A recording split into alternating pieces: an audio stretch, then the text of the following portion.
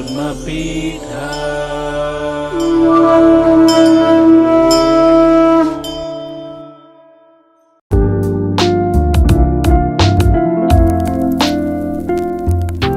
So ಇವತ್ತು almost ಎಲ್ಲ Tamil cinema ಸ್ಟ್ರೈಟಾಗಿ dub ಆಗಿ ಕನ್ನಡದಲ್ಲೇ ಬರ್ತಿದ್ದಾರೆ ಈಗ.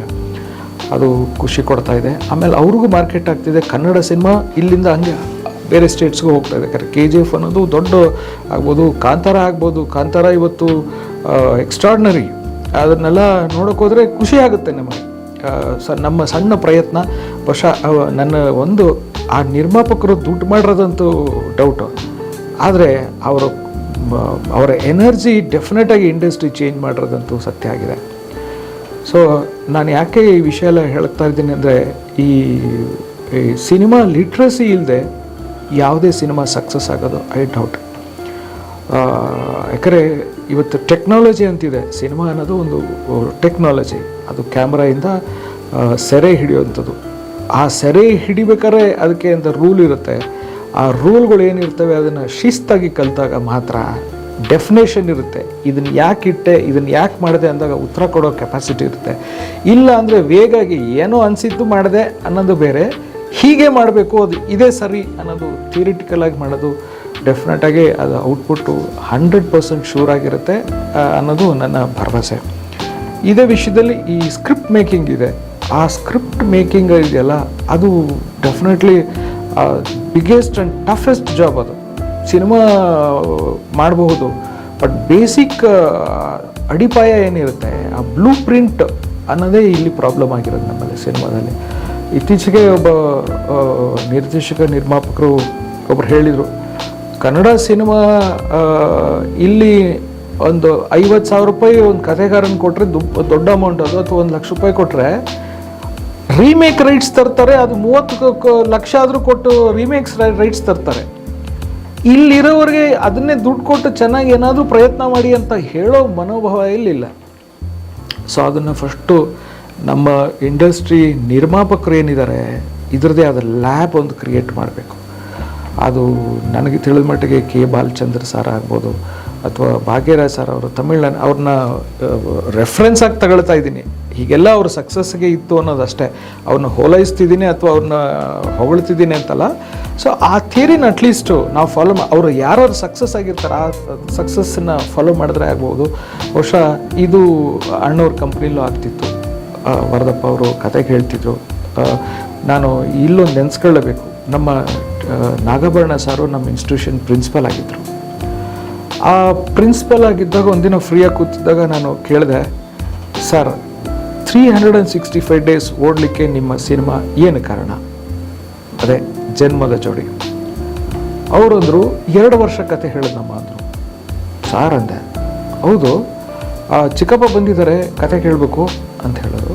ನಾನು ಹೋಗ್ತಿದ್ದೆ, ಕತೆ ಕೇಳೋರು, ಚೆನ್ನಾಗಿದೆ, ಸ್ವಲ್ಪ ಹಿಂಗಿರೋ ಚೆನ್ನಾಗಿರೋ ಯಾರೋ ಮನೇಲಿ ಹೇಳೋರು.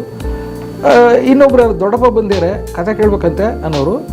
ಹೀಗೆ 2 ವರ್ಷ ಕತೆ ಹೇಳಿ ಹೇಳಿ ಹೇಳಿ ಫೈನ್ ಟ್ಯೂನ್ ಆಗಿ ಆ ಸಿನಿಮಾ 1 ವರ್ಷ ಎಲ್ಲ ಕರ್ನಾಟಕದ ಮೂಲೆ ಮೂಲೆಯಲ್ಲೂ ಎತ್ತಿನ ಗಾಡಿ ಕಟ್ಕೊಂಡು, ಅವತ್ತು ರಾಜ್ಕುಮಾರ್ ಸಿನಿಮಾ ನೋಡ್ದಂಗೆ ಎತ್ತಿನ ಗಾಡಿ ಕಟ್ಕೊಂಡು ಹೋಗಿದ್ದು ಸಿನಿಮಾ ಅದಂದರೆ ಆ ಸಿನಿಮಾ.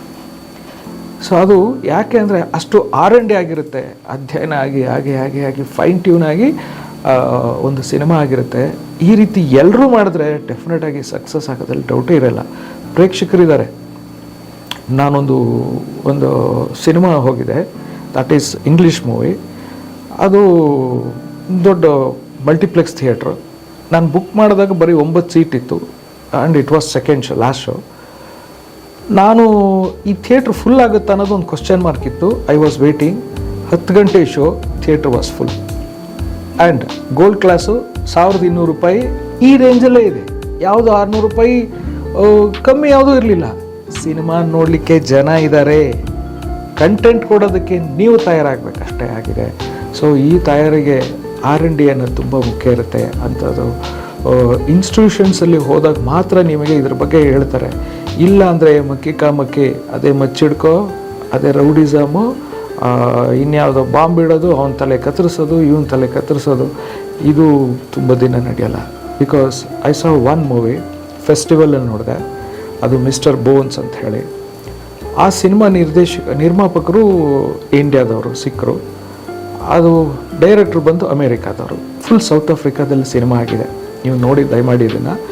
ಮಿಸ್ಟರ್ ಬೋನ್ಸ್ ಅಂತ ಫುಲ್ ಆ್ಯಂಡ್ ಫುಲ್ ಎಂಟರ್ಟೈನ್ಮೆಂಟು, ಹೊಸ ಕತೆ. ಸೊ ನಾ ಹೇಳೋದು, ಕತೆಗೆ ಹುಡುಕಿದ್ರೆ ಸಿಗುತ್ತೆ ನಿಮಗೆ. ಕತೆ ಎಷ್ಟೋ ನ್ಯೂಸ್ ಪೇಪರ್ಸಲ್ಲಿ ಸಿಗುತ್ತೆ, ಅಂಥದ್ದನ್ನು ದಯಮಾಡಿ ಅಧ್ಯಯನ ಆದಾಗ ಮಾತ್ರ ನಿಮಗೆ ಅದು ಆಗುತ್ತೆ. ನಾನು ಇತ್ತೀಚೆಗೆ ಒಂದು ಸಿನಿಮಾ ಕೆಲಸ ಮಾಡಿದೆ, ಅದು ರಮ್ಮಿ ಅಡ್ಡ ಅಂತ ಹೇಳಿ. ಆ ರಮ್ಮಿ ಅಡ್ಡ ನಾವು ಎಲ್ಲರೂ ಕತೆ ಹುಡ್ಕೋದೆ ಫ್ಯಾಮಿಲಿ ಸ್ಟೋರಿನೋ ಅದ್ಯಾವುದೋ ಇನ್ನೊಂದು ಏನೇನೋ ಹುಡುಕ್ತಾ ಇರ್ತೀವಿ. ಬಟ್ ಆ ರಮ್ಮಿ ಅಡ್ಡ ಅನ್ನೋದು ಒಬ್ಬರು ಮುಸಲ್ಮಾನ್ ನಿರ್ದೇಶಕರು ಫಸ್ಟ್ ಟೈಮ್ ಮಾಡ್ತಾರೆ. ಆ ಸಿನಿಮಾ ಬಂದು ಒಂದು ಸಣ್ಣ ಪ್ರಯತ್ನ ಯಾವುದಂದರೆ, ಈ ಕಾರ್ಡ್ಸ್ ಆನ್ಲೈನ್ ಗೇಮು ಇವತ್ತು ಎಷ್ಟು ಜನ ಹಾಳು ಮಾಡ್ತಿದೆ, ಎಷ್ಟು ಮನೆ ಹಾಳು ಮಾಡ್ತಿದೆ, ಎಷ್ಟು ಜನ ಸೂಸೈಡ್ ಆಗಿದೆ, ಅದಕ್ಕೆ ರೀಸನ್ ಏನು, ಮತ್ತು ಆದರೂ ಆ game is it really successful, ಅದು ನ್ಯಾಚುರಲ್ ಆಗುತ್ತಾ ಅಥವಾ ಅಲ್ಲಿ ಏನೋ ಫ್ಲರ್ಟ್ ಮಾಡ್ತಿದ್ದಾರಾ, ಏನು ಹಿಂದೆ ಏನು ನಡೆಯುತ್ತೆ ಅನ್ನೋದ್ರ ಬಗ್ಗೆ ತುಂಬ ಚೆನ್ನಾಗಿ ಅಧ್ಯಯನ ಮಾಡಿ ಒಂದು ಸಿನಿಮಾ ಮಾಡಿದ್ದಾರೆ. ನಾನು ಪ್ರಮೋಷನ್ ಮಾಡ್ತಿದ್ದೀನಿ ಅಂತಲ್ಲ, ಅವರು ವರ್ಕ್ ಮಾಡಿದಂಥ ಆ ಸ್ಟೈಲ್ ಏನಿದೆ ನಿಜವಾಗ್ಲೂ ಖುಷಿ ಕೊಡ್ತಿದೆ. ಸೊ ಇಂಥದೇ ಎಫರ್ಟ್ಸು ಎಲ್ಲರೂ ಡಿಫ್ರೆಂಟ್ ಮಾಡ್ತಾ ಹೋದಾಗ ಇಂಡಸ್ಟ್ರಿ ಬೆಳೆಯುತ್ತೆ, ಪ್ರೇಕ್ಷಕನೂ ಬರ್ತಾನೆ. ಚೆನ್ನಾಗಿದೆ ರೀ ಅಂತ ಹೇಳಿದಾಗ ಆ ಚಪ್ಪಾಳೆ ಹೊಡೋಕ್ಕೆ ತಯಾರಾಗಿದ್ದಾರೆ ಅವರು.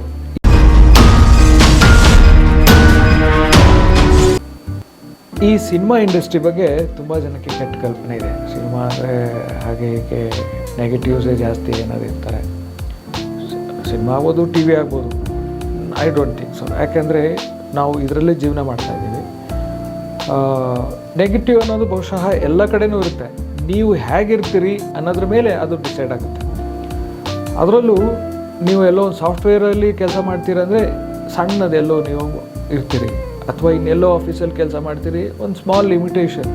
ಬಟ್ ಸಿನಿಮಾ ಹಾಗಲ್ಲ, ಓವರ್ ನೈಟ್ ನಿಮ್ಮನ್ನ ಸ್ಟಾರ್ ಮಾಡುತ್ತೆ, ಹೆಸರು ತಂದು ಕೊಡುತ್ತೆ, ದುಡ್ಡು ಮಾಡುತ್ತೆ, ರೆಕಗ್ನೇಷನ್ ಸಿಗುತ್ತೆ.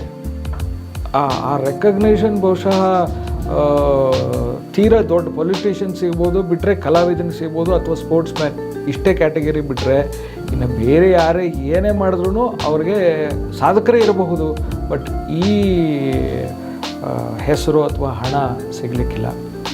ಸೊ ನೀವು ಧೈರ್ಯವಾಗಿ ಬರಬೇಕು. ಅದರಲ್ಲಿ ನಿಮ್ಮಲ್ಲಿ ಒಂದು ಶಿಸ್ತು ಇಟ್ಕೋಬೇಕು, ಒಂದು ಲಿಮಿಟೇಷನ್ ಇಟ್ಕೋಬೇಕು ಎಲ್ಲದಲ್ಲೂ. ಆ ವ್ಯವಸ್ಥೆಯಲ್ಲಿ ಬಂದರೆ ತುಂಬ ಇಂಡಸ್ಟ್ರಿ ನಿಜವಾಗ್ಲೂ ಇವತ್ತಿನ ದಿನದಲ್ಲಿ ಹೆಣ್ಣು ಮಕ್ಕಳಿಗೆ ಎಸ್ಪೆಷಲಿ ಟಿ ವಿ ಮೀಡಿಯಾದಲ್ಲಂತೂ ಅವ್ರಿಗೆ ತಿಂಗಳ ಸಂಬಳ ಇದೆ. ತಿಂಗಳಾದರೆ ಒಳ್ಳೆ ಸಂಬಳ ಇರುತ್ತೆ, ಅವರ್ಲಿ ಇಷ್ಟು ಅವರ್ ಅಂತಲೇ ಇರುತ್ತೆ, ಕೆಲಸ ಇರುತ್ತೆ. ಅವರು ನಿಜವಾಗ್ಲೂ ಧೈರ್ಯವಾಗಿ ಕೆಲಸ ಮಾಡ್ಕೊಂಡು ಇವತ್ತು ಹೋಗ್ತಾ ಇದ್ದಾರೆ. ತುಂಬ ಸೀರಿಯಲ್ಸ್ ಇವತ್ತು ಯಾಕೆ ಕ್ಲಿಕ್ ಆಗಿದೆ ಅಂದರೆ ಬಿಕಾಸ್ ಆಫ್ ಹೆಣ್ಮಕ್ಳು, ತುಂಬ ಜನ ಕಲಾವಿದರು ಚೆನ್ನಾಗಿ ಪರ್ಫಾರ್ಮ್ ಮಾಡ್ತಾ ಇದ್ದಾರೆ, ಧೈರ್ಯವಾಗಿದ್ದಾರೆ, ಅವರೆಲ್ಲರೂ ಚೆನ್ನಾಗಿದ್ದಾರೆ. ನೀವು ಸ್ವಲ್ಪ ಶ್ರಮ ಪಡಬೇಕಷ್ಟೇ, ಕಷ್ಟಪಡ್ಬೇಕು. ಯಾಕಂದರೆ ಇದು ಬೇರೆ ಇವತ್ತು ಒಂದು ಡಿಗ್ರಿ ಸರ್ಟಿಫಿಕೇಟ್ ತಗೊಂಡ್ಮೇಲೆ ಕೆಲಸ ಮಾಡ್ಕೊಂಡು ಹೋಗೋದು ಬೇರೆ. ಬಟ್ ಸಿನಿಮಾ ಅಥವಾ ಟಿ ವಿ ಹಾಗಲ್ಲ, ಡೈಲಿ ನೀವು ಪ್ರೂವ್ ಮಾಡ್ತಾನೆ ಇರಬೇಕು. ಬಾಲ್ ಬಂದಾಗೆಲ್ಲ ಬ್ಯಾಟ್ ಮಾಡಲೇಬೇಕು, ಇಲ್ಲಾಂದರೆ ಬೋಲ್ಡ್ ಆಗಿರ್ತೀರಿ. ಅದೇ ಸೇಮ್ ಕ್ರಿಕೆಟ್ ಥಿಯರಿನೇ ಇಲ್ಲೂ. ಈ ಇನ್ಸ್ಟಿಟ್ಯೂಷನಲ್ಲಿ ಈಗ 3 months ಫಿಲ್ಮ್ ಆ್ಯಕ್ಟಿಂಗ್ ಇದೆ, ಸಿಂಗಿಂಗ್ ಇದೆ, 10 months ಇರುತ್ತೆ. 10 months ಒಂದು ಡಿಪ್ಲೊಮೊ ಕೋರ್ಸ್ ಇತ್ತು, ಸದ್ಯ ಸ್ವಲ್ಪ ಸ್ಟಾಪ್ ಮಾಡಿದ್ದೀನಿ. ಬಿಕಾಸ್ ನನಗೆ ನಾನು ಒಂದು 4 years ನಡೆಸಿ ಅದಕ್ಕೆ ಸರ್ಕಾರದಿಂದ ಧನ ಸಹಾಯ ಬರಬೇಕಾಗಿತ್ತು, ಅದು ಬಂದಿಲ್ಲ. ಹಾಗಾಗಿ ಸ್ಟಾಪ್ ಮಾಡಿ ಅದು ಬರೋವರೆಗೂ ಮುಂದುವರಿಬಾರ್ದು ಅಂತ ಇದ್ದೀನಿ. ಅದು ಸದ್ಯದಲ್ಲೇ ಆ ಪ್ರಾಬ್ಲಮ್ ಸಾಲ್ವ್ ಆಗ್ತಾಯಿದೆ. ಶಾರ್ಟ್ಲಿ ಅದು ಈ ವರ್ಷ ಜುಲೈಗೆ ನಾನು ಕಾಲ್ ಮಾಡಬಹುದು ಅಂದ್ಕೊಂಡಿದ್ದೀನಿ. ಈ ಆ್ಯಕ್ಟಿಂಗ್ ಅನ್ನೋದು ಸದ್ಯ ಪ್ರಸ್ತುತ 3 months ಇರುತ್ತೆ. ಇನ್ನೊಂದು 10 months ಇದೆ. 10 monthsಲ್ಲಿ 13 ಸಬ್ಜೆಕ್ಟ್ಸ್ ಇರುತ್ತೆ. ಅದ್ರ ಫಿಲ್ಮ್ ಹಿಸ್ಟ್ರಿ ಇರ್ಬೋದು, ಫಿಲ್ಮ್ ಟೆಕ್ನಿಕ್ಸ್ ಇರ್ಬೋದು, ಅಬ್ಸರ್ವೇಷನ್ ಆಯಿತು, ಇಮ್ಯಾಜಿನೇಷನ್ನು, ಈ ಥರ ಡಾನ್ಸ್ದೇ ಒಂದು 3 ಇಂದ 4 ವೆರೈಟಿ ಇರುತ್ತೆ. ಸ್ಟಂಟ್ಸ್ ಇರುತ್ತೆ. ಇದಿಷ್ಟು ಅದು ಒಂದೇ 13 ಸಬ್ಜೆಕ್ಟ್ ಇರುತ್ತೆ. ಸೊ ಇದರಲ್ಲಿ ಮಿಡ್ ಟರ್ಮ್ ಅಂತ ಎಕ್ಸಾಮ್ಸ್ ಇರುತ್ತೆ, ಪ್ರಿಪರೇಟರೀಸ್ ಅಂತ ಇರುತ್ತೆ, ಫೈನಲಾಗಿ ಬೋರ್ಡ್ ಎಕ್ಸಾಮ್ಸ್ ಇರುತ್ತೆ. ಆಮೇಲೆ ಅದಕ್ಕೆ ಆದಂಥ ಡಿಪ್ಲೊಮೊ ಸರ್ಟಿಫಿಕೇಟ್ ಸರ್ಕಾರ ಕೊಡುತ್ತೆ. ಸೊ ಆ ಸರ್ಕಾರದ ಸರ್ಟಿಫಿಕೇಟ್ ಮೇಲೆ ತುಂಬ ಜನ ಸ್ಕೂಲ್ಸು, ಕಾಲೇಜಲ್ಲಿ, ಸರ್ಕಾರದಲ್ಲಿ ಮತ್ತು ತುಂಬ ಕಡೆ ಬ್ಯಾಂಕ್ಗಳಲ್ಲೆಲ್ಲ ಇವತ್ತು ಕೆಲಸ ಮಾಡ್ತಿದ್ದಾರೆ ಆ ಸರ್ಟಿಫಿಕೇಟ್ ಮೇಲೆ. ಅದು ಫರ್ದರು ಪೋಸ್ಟ್ ಗ್ರ್ಯಾಜುಯೇಷನು ನಡೀತಿದೆ ಅದರ ಮೇಲೇ. ಸೊ ಇದು ಡಿಪ್ಲೊಮಾ ಅಂದರೆ ನಮಗೆ 3 ಸಬ್ಜೆಕ್ಟ್ ಕೊಟ್ಟಿದ್ದಾರೆ. ಅದು ಫಿಲ್ಮ್ ಆ್ಯಕ್ಟಿಂಗ್ ಆಗ್ಬೋದು, ಪ್ಲೇಬ್ಯಾಕ್ ಸಿಂಗಿಂಗ್ ಮತ್ತು ಇನ್ಸ್ಟ್ರುಮೆಂಟಲ್. ಅದಲ್ಲದೆ ಇನ್ಸ್ಟಿಟ್ಯೂಷನ್ ಸರ್ಟಿಫಿಕೇಟ್ ಅಂದರೆ ನಮ್ಮಲ್ಲಿ ನಿರ್ದೇಶನ ತರಗತಿ ಇದೆ. ಆ ನಿರ್ದೇಶನ ತರಗತಿ 3 ತಿಂಗಳಿರುತ್ತೆ. ಮತ್ತು ಸಂಕಲನ ಇರುತ್ತೆ. ಸಂಕಲನ 2 ಮಂತ್ಸ್ ಇರುತ್ತೆ. ಮತ್ತು ಡಬ್ಬಿಂಗ್ ಅಂತ ಸೌಂಡ್ ರೆಕಾರ್ಡಿಂಗ್ ಇರುತ್ತೆ, ಅದು 2 ಮಂತ್ಸ್ ಇರುತ್ತೆ. ಗಿಟಾರ್ ಇದೆ, ಕೀಬೋರ್ಡ್ ಇದೆ, ಇದೆರಡು 10 ತಿಂಗಳದ ತರಗತಿ ಇರುತ್ತೆ. ಆಮೇಲೆ ಇವೆಲ್ಲವಕ್ಕೂ ಫೀಸ್ ಅಂತ ನಾವು ತೀರಾ ಕಮರ್ಷಿಯಲಾಗಿ ಯಾವುದೇ ಬೇರೆ ಇನ್ಸ್ಟಿಟ್ಯೂಷನ್ ಥರ ನಾವು ಇವತ್ತರೆಗೂ ಮಾಡಿಲ್ಲ. ಕಾರಣ ಉದ್ದೇಶ, ನಾವು ಇಂಡಸ್ಟ್ರಿಗೆ ಏನಾದ್ರು ಕೊಟ್ಟು ಹೋಗಬೇಕು ಅನ್ನೋ ಉದ್ದೇಶ ಇರೋದ್ರಿಂದ ನಾವು ಈ ಇನ್ಸ್ಟಿಟ್ಯೂಷನ್ ಇವತ್ತರೆಗೂ ಒಂದು ನಾಮಿನಲ್ ಫೀಸಲ್ಲೇ ನಾವು ನಡೆಸ್ತಾ ಬಂದಿದ್ದೀವಿ. ಇದರಲ್ಲಿ ಬ್ಯಾಚಸ್, ಈವ್ನಿಂಗ್ ಬ್ಯಾಚ್ ಇದೆ, ಮಾರ್ನಿಂಗ್ ಬ್ಯಾಚ್ ಇದೆ, ವೀಕೆಂಡ್ ಬ್ಯಾಚ್ ಅಂತ ಇರುತ್ತೆ. ಸಮ್ಟೈಮ್ಸ್ ತೀರಾ ಈ ಕೆಲವು ಬೇರೆ ಊರಿಂದ ಈ ಗಾಯನ ಇಂಥವರೆಲ್ಲ ಸರ್ ಫೋನ್ ಮುಖಾಂತರ ಮಾಡಲಿಕ್ಕಾಗುತ್ತಾ ಸರ್ ಅಂತೇಳಿ ಆನ್ಲೈನ್ ಅಂತ ಇತ್ತೀಚೆಗೆ ಆನ್ಲೈನು ಶುರು ಮಾಡ್ಕೊಂಡಿದ್ದೀವಿ. ಮುಂಚೆ ಗುಲ್ಬರ್ಗ ಮತ್ತು ಬೇರೆ ಬೇರೆ ಡಿಸ್ಟ್ರಿಕ್ಸಲ್ಲೂ ಮಾಡ್ತಿದ್ವಿ. ಕ್ರಮೇಣ ಕೋವಿಡ್ ಆದ ನಂತರ ಸೊ ಅದನ್ನೆಲ್ಲ ಸ್ಟಾಪ್ ಮಾಡಿದ್ದೀವಿ. ಮುಂದಿನ ದಿನಗಳಲ್ಲಿ ನೋಡಬೇಕು, ಬೇರೆ ಡಿಸ್ಟ್ರಿಕ್ಸಲ್ಲೂ ಯಾರು ಬರಲಿಕ್ಕಾಗಲ್ಲ ಅವ್ರಿಗೂ ಒಂದು ರೀಚ್ ಆಗೋವಂಥ ಪ್ರಯತ್ನ ಮಾಡ್ತಾಯಿದ್ದೀವಿ. ಶ್ರದ್ಧೆಯಿಂದ ಕೆಲಸ ಮಾಡಿ, ಭಕ್ತಿಯಿಂದ ಕೆಲಸ ಮಾಡಿ, ನೀವು ಸಿನಿಮಾ ಇಂಡಸ್ಟ್ರಿಯಲ್ಲಿ ಅಥವಾ ಟಿ ಇಂಡಸ್ಟ್ರಿಯಲ್ಲಿ ಹೆಸರು ದುಡ್ಡು ಎಲ್ಲವೂ ಮಾಡ್ಬೋದು. ಒಳ್ಳೆಯದಾಗಲಿ, ಧೈರ್ಯವಾಗಿ ಬನ್ನಿ. We are here.